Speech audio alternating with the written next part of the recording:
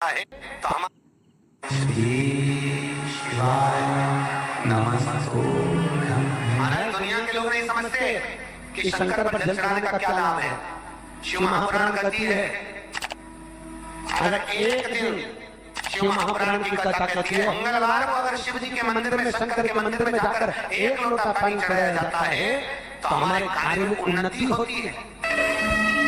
कोई व्यापार नहीं चलता हो, दिक्कत आई हो, हनुमान जी से दूसरे नंबर का भाई गतिमान का स्मरण करो। हनुमान जी के उल्टे पांव का सिंदूर लगाकर गतिमान का नाम लेकर स्वस्तिक बना दिया जाए। व्यापार वाली जगह पर तो व्यापार अच्छा चलने लगता है। कोई व्यक्ति पैसा खा गया, नहीं दिला, बहुत परेशान हो गए, मांग कर दे गए, नहीं दिला, हाथ जोड़ लिए, पांव जोड़ लिए, सब कुछ कर लिया, नहीं देगा, तो हनुमान जी के तीसरे नंबर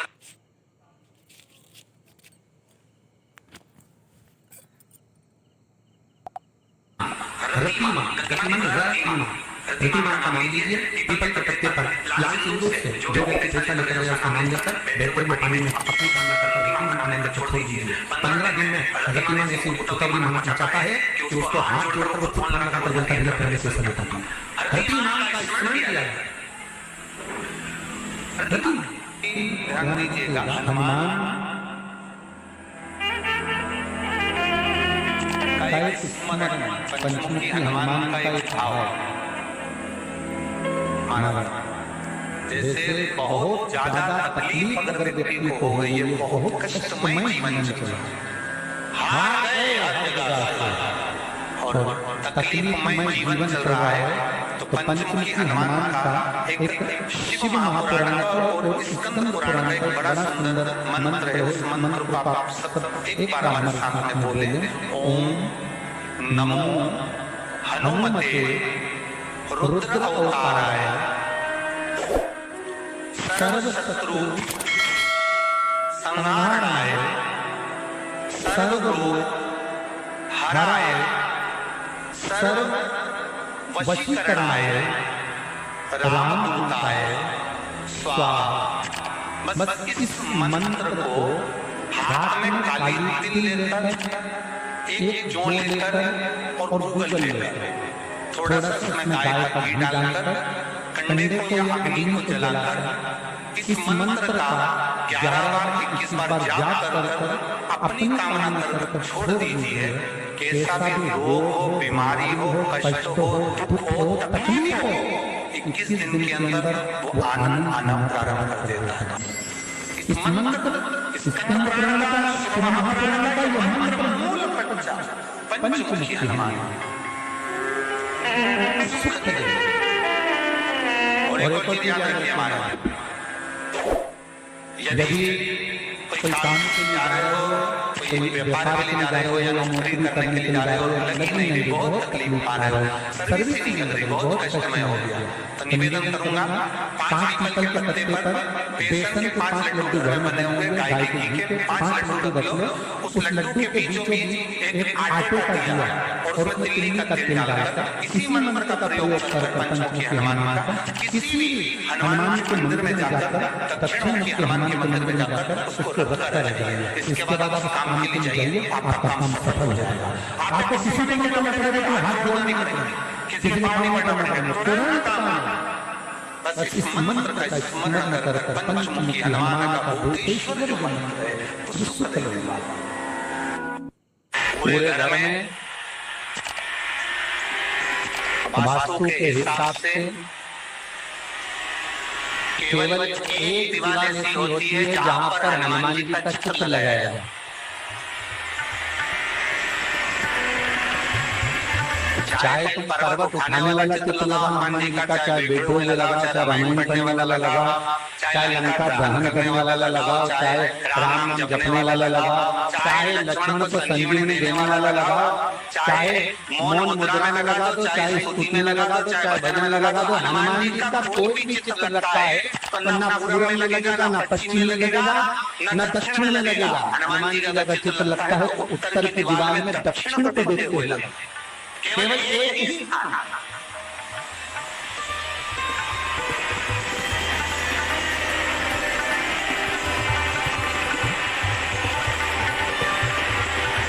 जैसे पूर्वजों के चित्र को, पितरों के चित्र को गए हुए हमारे जीवों के चित्र को दक्षिण में विराजमान किया जाता है, उसी तरह हनुमान को उत्तर में विराजमान कर दृष्टि दक्षिण में कर दी।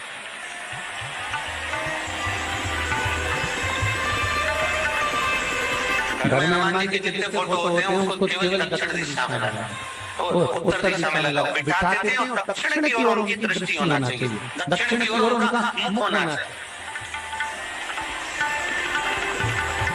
क्यों? महाराज, अगर व्यक्ति के जीवन में कोई बीमारी आने वाली है, व्यक्ति के जीवन में कोई रोग आने वाला है, व्यक्ति के जीवन में अगर कोई कष्ट आने वाला है, व्यक्ति के जीवन में अगर कोई परेशानी आने वाली है, व्यक्ति के जीवन में कोई एक्सीडेंट का योग बनने वाला है, तो शास्त्र कहता है वो दिशा दक्षिण से ही बना।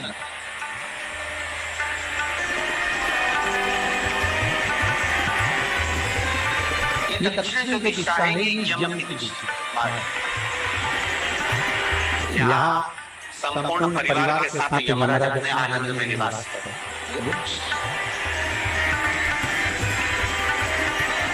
और जब हमारे घर में हम ये नहीं करें कि आप हनुमान जी का फोटो लगा, हम ये नहीं करें, आपके घर में हो और आपने अगर विराजमान कर रखा है किसी दिशा में, तो हमारा तो निकल जाएगा। अभी तक आपने जैसा रखा पर एक बार दिशा बदल कर देखना कि रोग, बीमारी, कष्ट, दुख, तकलीफ में आपको लाभ मिला कि ना।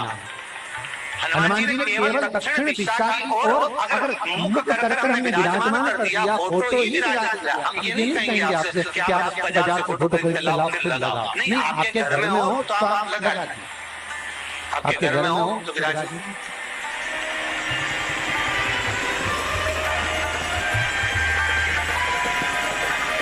अच्छा, कितनी विपरीतता वो भी आप जरा जानिएगा महाराज कि शंकर भगवान के ऊपर जो जल चढ़ाया जाता है उसकी जलाधारी उत्तर में जाती है। महाराज, भगवान शिव का जो जल जा रहा है वो उत्तर की ओर है और हनुमान जी को उत्तर में विराजमान कर मुख दक्षिण की ओर है। क्यों? प्रबल दिशाओं में उत्तर और दक्षिण, महाराज ये जो दो दिशाएं, इनको साधने के लिए कोई देवता आगे नहीं। अगर इन दिशाओं को साधने वाला है तो केवल एक देव महादेव ही हो सकता है। काल का हरण करने वाला महाकाल ही हो सकता है। शंकर का ही अवतार है हनुमान जी महाराज। हनुमान जी से कहा दक्षिण की ओर दिशा पर संभालिए। शिव जी कहते हैं मेरा जल उत्तर की ओर जाएगा तो इस दिशा को मैं संभालूं। चिंता न करिए। जो स्मरण करने वाला होता है, भजन करने वाला होता है, कीर्तन करने वाला होता है, नाम जाप करने वाला होता है, उसका भी शास्त्र विधान करता है, उसका भी व्याख्यान वर्णन करता है कि जैसे एक दिशा के रूप में हनुमान जी महाराज को विराजमान कर दक्षिण की दिशा पर हम विजय पर, अर्थात रोग पर, बीमारी पर, कष्ट पर, तकलीफ पर हम विजय प्राप्त करते हैं। ऐसा नहीं कि ऐसा कोई रोग नहीं जिसकी दवा नहीं है, पर जब तक भगवान की कृपा नहीं होगी तब तक कोई औषधि मिल सकती नहीं, कुछ प्राप्त नहीं। जब भगवान करुणा करते हैं तो आप रूप कुछ ना कुछ सुख की अनुभूति हो जाती है, अपने आप सुखता बन जाता है। तो जैसे दक्षिण का जो स्वामी तत्व है, दक्षिण पर जो दृष्टि देने वाला है श्री हनुमान जी महाराज है, इसलिए हनुमान जी को उत्तर की दीवार पर विराजमान कर उनका मुख दक्षिण की ओर रखा जाता है। वास्तु शास्त्र के हिसाब से, वास्तु नियमों के हिसाब से सारे फोटो कहीं पर भी लगा सकते हो, पर हनुमान जी का अगर फोटो तुम्हारे घर में है, हनुमान जी अगर तुम्हारे घर में विराजमान है, हनुमान जी का चित्र तुम्हारे घर में विराजमान है, तो उसका मुख दक्षिण का होगा तो रोग, बीमारी, तकलीफ, कष्ट ये सब दूर हटते। कई लोग प्रश्न करते हैं, गुरु जी आप कहते हो कि हनुमान जी महाराज शंकर भगवान का एक अंश एक अंश। पूरी शिव महापुराण की कथा को उठा कर देखिए, स्कंद पुराण को, मत्स्य पुराण को, कूर्म पुराण को उठा कर देखिए। एक बाणासुर का चरित्र और एक श्री हनुमान जी महाराज का चरित्र बहुत शिव का अंश। माता अंजना के तब साधना से शिव की प्रागट्यता और शंकर भगवान की प्रागट्यता से शंकर का स्वरूप प्रकट हुआ। इसीलिए तो कहते हैं शंकर मन केसरी।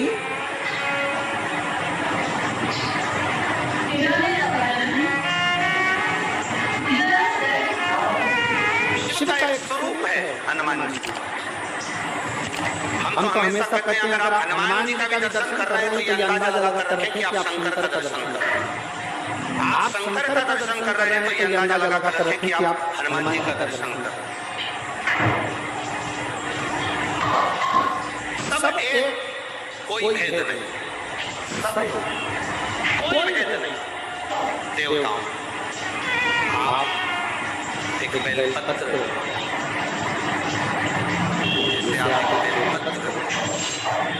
ये दो ध्यान देंगे, दो पत्ती नीचे की रहती है बेलपत्र, आगे की बेलपत्र और नीचे की जो ये दो पत्तियां होती हैं, इन दो पत्तियों के ऊपर एक एक शमी पत्र, ये दो पत्तियां हैं, इन पत्तियों के ऊपर एक एक शमी पत्र और लाल चंदन ये रखकर कितना भी रोगीला व्यक्ति हो, रोग से ग्रसित व्यक्ति हो, जिंदगी में कितना ही दुख पड़ रहा हो, बेलपत्र की ये दोनों पत्ती जिसके ऊपर शमी पत्र रखकर लाल चंदन रखकर श्री हनुमान जी महाराज और हनुमान जी महाराज के तीसरे नंबर के भाई श्री गति महाराज।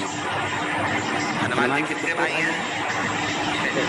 उसमें हनुमान, रतिमान, प्रतिमान, मतिमान, गतिमान, तो जो नीचे के क्रम में आते हैं श्री गतिमान जी, गतिमान जी और हनुमान जी का नाम लेकर जो शिवलिंग के ऊपर समर्पित कर देता है, रोग का निवारण रहती है। बेलपत्र आगे की बेलपत्र और नीचे की जो ये दो पत्तियां होती हैं, इन दो पत्तियों के ऊपर एक एक शमी पत्र, ये दो जो पत्तियां हैं इन पत्तियों के ऊपर एक एक शमी पत्र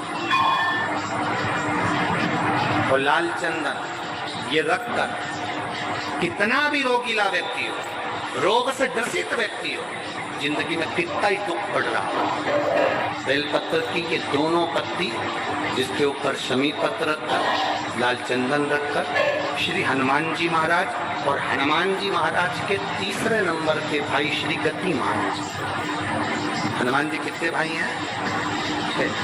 उसमें हनुमान, रतिमान, प्रतिमान, मतिमान, गतिमान, तो जो नीचे के क्रम में आते हैं श्री गतिमान जी, उन गतिमान जी और हनुमान जी का नाम लेकर जो शिवलिंग के ऊपर समर्पित कर देता है, रोग का निवारण होता ही है, रोग मुक्ति होती है। मंगल का प्रदोष निकाल कर रख लो कि मंगल का प्रदोष इस दिन पड़ रहा है, मंगल की त्रयोदशी तिथि पड़ रही है, प्रदोष व्रत मंगलवार का पड़ रहा है।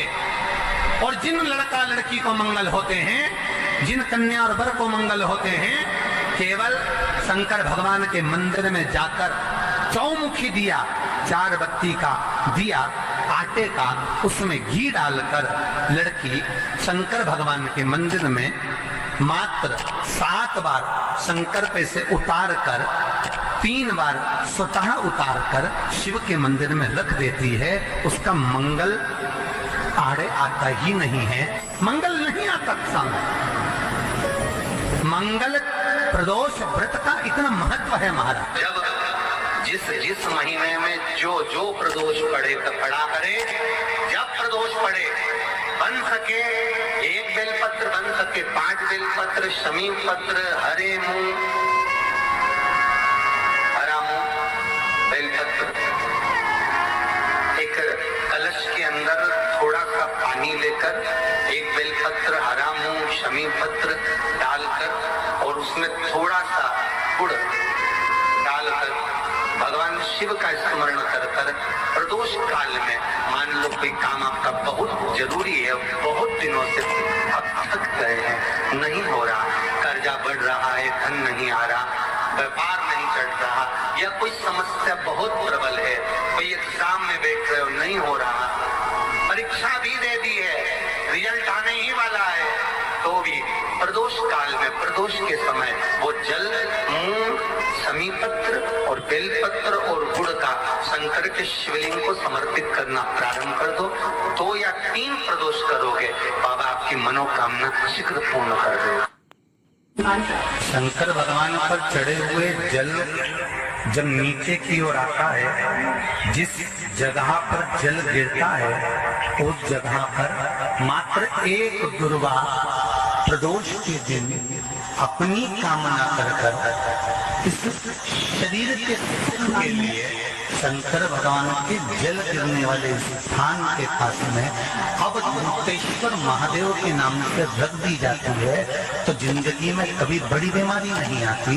उसी तरह जिससे रोग को समाप्त करने के लिए दुर्वा का प्रयोग किया गया।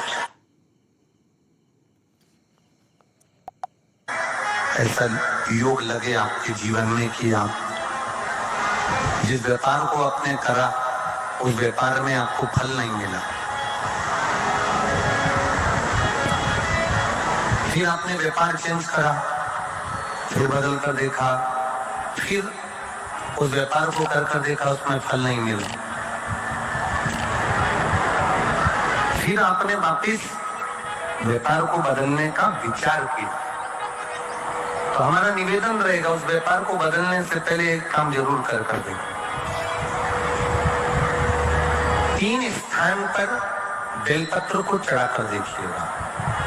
अगर आपको लगे कि मैंने व्यापार बदल लिया, एक बार बदला, कई लोग ऐसे भी होते हैं जो पैसा इकट्ठा करते हैं, धन एकत्रित करते हैं, और कोई व्यापार ऐसा कर लेते हैं जिस व्यापार में धन चले जाता है तो वो धन वापिस नहीं आता। हमारे वो व्यापार का धन वापिस नहीं आता, तो बड़े दुखी होता है कि भाई मेरा गया हुआ पैसा नहीं आ रहा, मैं बड़ा कष्ट में हूँ। मेरा खुद का ही आ जाए ना तो मैं निहाल हो जाऊँ। मेरा अपना ही नहीं आ रहा जो गया हुआ है, तो मैं क्या परिणाम करूँ उसका।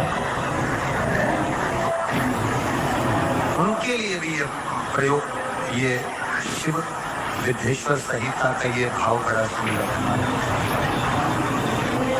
आप व्यापार पर व्यापार बदल कर देख लिए, धन भी हमारा कहीं डूब गया, आ नहीं रहा, तो प्रयास करना 3 स्थान पर चढ़ाई गई बेलपत्र हमें सुख अनुभव करा। बहुत ध्यान रखिए। पहला अशोक,